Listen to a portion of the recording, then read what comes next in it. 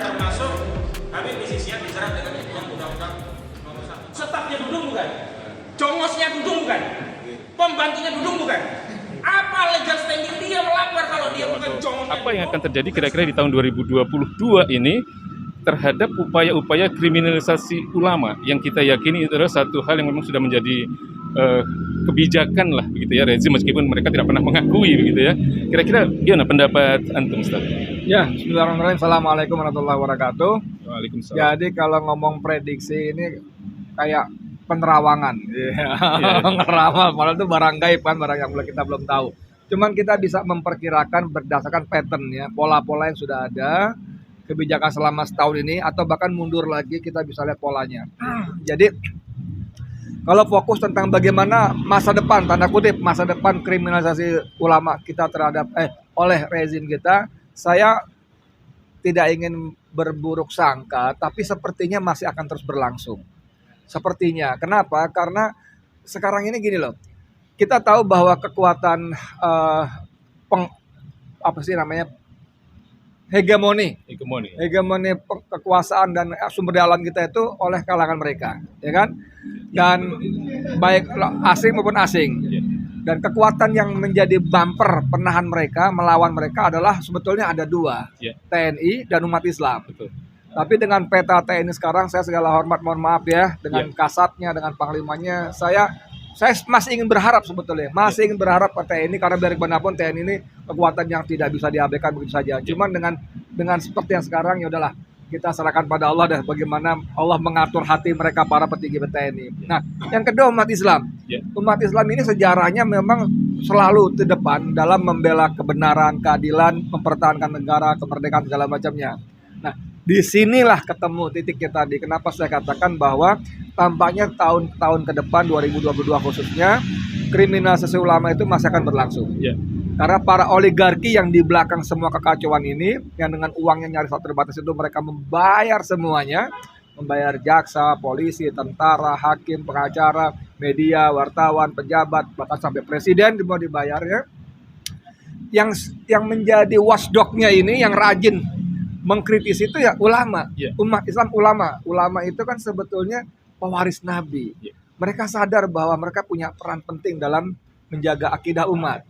Nah, untuk itulah mereka terus bunyi, mereka terus berisik. Nah, ini sesuai perintah sang oligarki tadi, lo tangkap si Anu, karena mereka mengganggu kepentingan kita.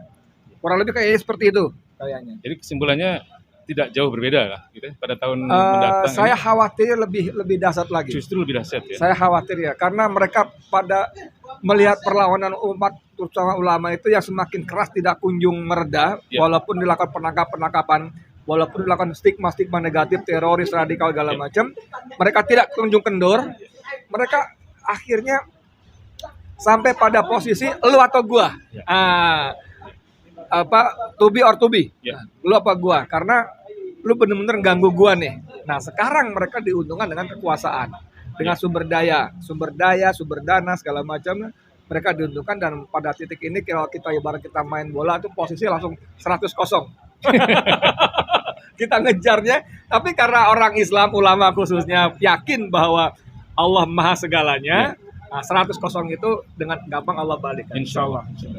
Yang kedua, Ustaz, ini terkait dengan nasib seluruh masyarakat Indonesia, bukan hanya menyangkut persoalan kaum muslimin saja, persoalan ekonomi ini. Karena kalau melihat bagaimana hutang negara kita hari ini, itu outstandingnya kan banyak yang mengatakan bahwa ini hutang tidak mungkin terbayar dengan sekian triliun besarnya ini. Nah, kira-kira ada prediksi nggak kira-kira ini tahun depan ini ada perbaikan atau mungkin justru lebih parah keadaannya? Ini yang kita bikin prihatin sebetulnya, bahwa di pemerintah ini kan banyak doktor-rektor ekonomi ya, Iya. bahkan profesor guru besar ekonomi. Tapi kenapa begitu mereka bergabung, mereka ikut-ikut, pinjam istilahnya Rocky Gerung, ikut-ikutan dungu gitu loh. Iya. Matematika mereka yang betul-betul basic tuh bisa hilang. Kalau kita ngomong 6.750 triliun utang kita sekarang, Iya. itu dengan bunga yang seperti sekarang, Iya. itu mau dicicil berapapun nggak bakal ketutup. Iya. Karena untuk jangankan bayar cicilan, untuk membayar bunga utangnya saja, Iya. yang tahun 2021 kemarin 370 triliun, 300. bunganya aja, Iya. itu kita ngutang. Iya. Iya. Untuk 2022 bayar APBN itu bayar bunga utang 405 triliun, Mas, nambah 35 triliun. itu dari ngutang juga ya? Ngutang lagi, jadi nggak ketemu itu. Iya. Nah, yang saya nggak ngerti kenapa orang-orang pintar di sana itu kok bisa yes ketika Sri Mulyani mengatakan APBN kita prudent, Iya. APBN kita kelola dengan hati-hati, selektif, Iya. produktif. Itu kan bullshit semuanya, Iya. Iya. gitu loh.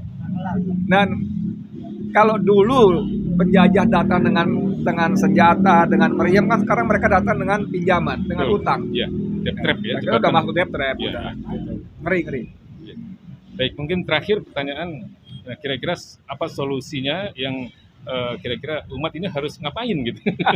Ini kan penting karena jelas ini kan satu hal yang memang umat harus melakukan sesuatu kan untuk menghindarkan atau menyelesaikan berbagai persoalan ini. Ustaz. Iya, kalau solusi sih teman-teman di HTL jauh lebih paham lah ya, bahwa solusi yang terbaik tentu saja seharian Allah. Yang dikemas dalam lama gitu ya. Iya. Oke, itu dulu deh ya. Baik, ya. Terima kasih Terima kasih, banyak. Ustaz ya. Ya, makasih. Assalamualaikum warahmatullahi wabarakatuh. Waalaikumsalam.